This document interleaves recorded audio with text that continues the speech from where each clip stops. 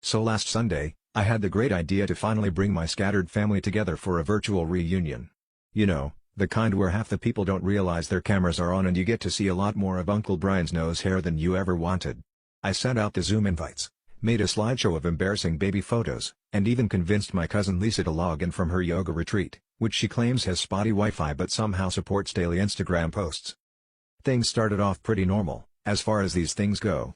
Aunt Marge was already 2 glasses of Chardonnay deep and talking to her cat, my little brother was playing Fortnite in the background, and Grandpa was fiddling with his laptop like it might turn into a toaster if he pressed the wrong button. About 10 minutes in, Grandpa announced that he'd found a button with a mountain on it, and suddenly, instead of the usual fake beach or outer space backgrounds, his screen was filled with a live feed of a birdhouse. Not his birdhouse, mind you. No, it was our neighbor's birdhouse, the one visible from his back window, and apparently now visible to the entire extended family. At first, everyone thought it was just a clever Zoom background.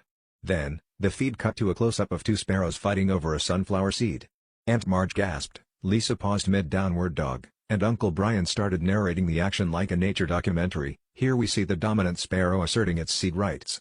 Grandpa, meanwhile, had no idea what he'd done and just kept shouting, "Who are these people in my living room?"